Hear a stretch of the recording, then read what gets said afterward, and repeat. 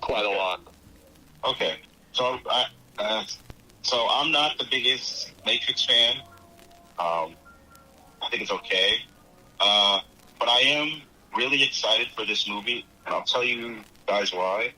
This is my thesis for the film being good, is that Warner Brothers of late have had a pretty good track record with 20-year sequels, from Mad Max Fury Road, Dr. Sleep, Blade Runner 2049, and now they're doing The Matrix. All of those, 20-year later sequels have been pretty good. I mean, I'd say the weakest one. Oh, and also Creed. I'd say the weakest of those four is probably Dr. Sleep, but it's still pretty good. Mm-hmm. I feel like they've cracked a code at something that I think other studios who had done these 20-year sequels like Jumanji 2 and the Ghostbusters film, which just looks like Baby Stranger Things. Yeah, I mean, it does. But I'm really interested in this because Warner Brothers has been cranking out these really good 20-year later sequels to franchises that I thought you would, like in 2014 when we heard that they were doing a sequel to Rocky and that it was going to be, on Creed, like everybody groaned. And then you go in and see the movie and it's one of the best blockbusters of the last 15 years, and it was my favorite film of that year. So, and then with, Mad Max Fury Road being a huge favorite on film Twitter, they can't stop jerking it off. And with a Blade Runner 2049, being a huge hit with the cinephiles and the film geeks of the world and stuff like that. I just think that it's poised up to be pretty good. Also, the stuff I'm hearing is that it's really, really kind of weird and meta, and so I'm interested. I'm cautious, but I mean, I'm definitely excited to watch it. And you're right about Warner Brothers having a good track record, but the Wachowskis haven't had a great track record post Matrix. Although I do like Speed Racer. I will be the one who defends Speed Racer. Yeah, Matrix Resurrections. Hopefully it's good, and hopefully we get some sneak peek sooner rather than later. Yeah. So that'll close out our news bit, and then we move into weekly recommendations. We'll cycle back to you, Christopher, if you got anything for us.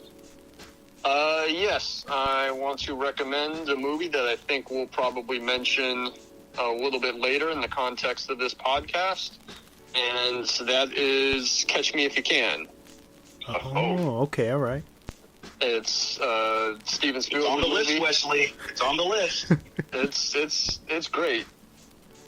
I think as far as some of Spielberg's best later work, I think it's pretty flawless. And I think that DiCaprio and Tom Hanks are great in it, but Christopher Walken is so good in the movie. Oh my, Chris, you are speaking my language. So I want to shout that out. It's a lot of fun. It's a really fun, light movie. It does have its more heavier emotional scenes, but it's a good caper movie. And the John Williams score it's real jazzy. Yep. And the opening credit sequence that Spielberg doesn't really do a lot of these days. The opening credit sequence really harkens back to like the credit sequences of the 60s. And it's great. It's so much fun. Yes, I totally agree. Catch Me If You Can is in my top 5 Spielberg movies. I rave about that movie every chance I get. I agree. Hanks and DiCaprio are good, but every time I watch that movie, what Christopher Walken does in that movie is so great, and the role that he's given is so juicy. it's a film that wouldn't be made as a film today. It would be a miniseries probably with Sun. Mm-hmm. But yeah, I think it's easily his best. I'd say it's his best film post Saving Private Ryan. I don't know what else. But yeah, I think it's great. I'd say it's hard to say if it's DiCaprio's best performance, because I think for me, it's Wolf of Wall Street, The Departed, and this. And I go back on which one I think is his best and or my favorite, but it's in my top 3 best performance. I'd agree. You get no argument here. But that's the one I want to recommend. All right. It's a great recommendation. It's on Netflix. Okay. It's on Netflix. Okay. It is on Netflix right now. Then after you listen to this podcast, go watch it. Please do. CJ, anything? Yes. So aside from the documentary that I mentioned with Spike Lee, I watched a film from the 60s called Point Blank, starring Lee Marvin. Yes. I need to re-watch it again to know how I really feel about it.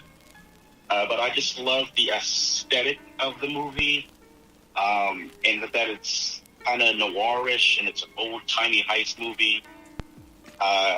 They say this a lot, but it's a type of movie that, I don't know, I mean, they might make, but they would now, but it'd be like really junky and kind of schlocky, or it'd be too,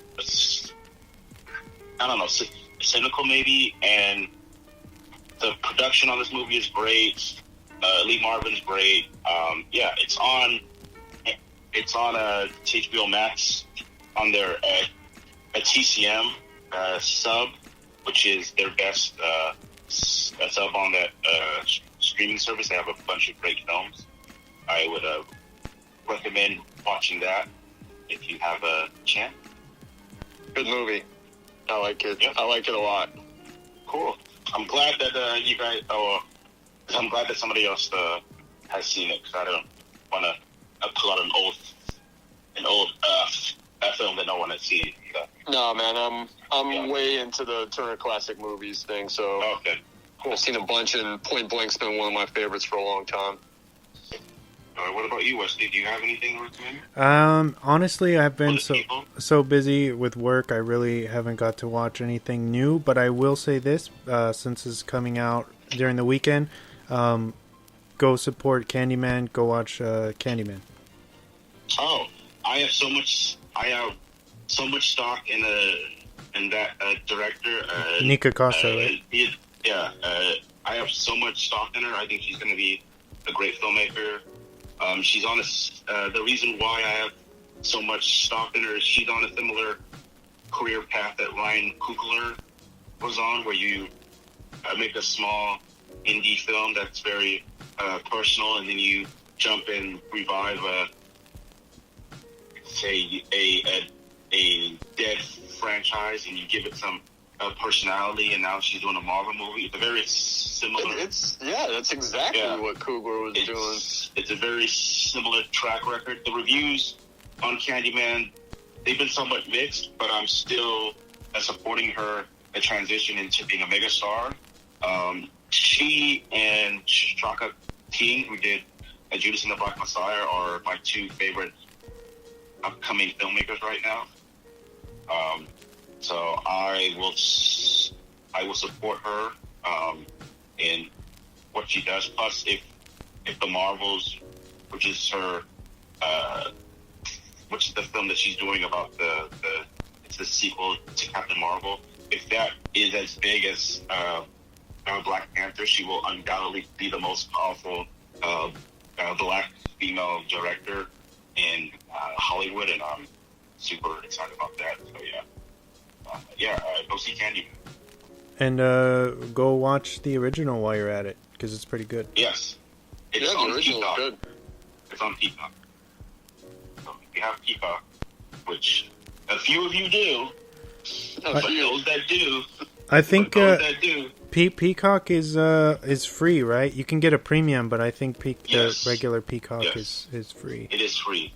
I'm not sure if Candyman would be one of the films that you could watch. They'd probably put it behind a premium since it's, Relevant. since, yeah. So, but you never know. Got it. All right. 5, 4, 3, 2, 1. And now for the movie focus of the week. All right, so we're talking about Road to Perdition.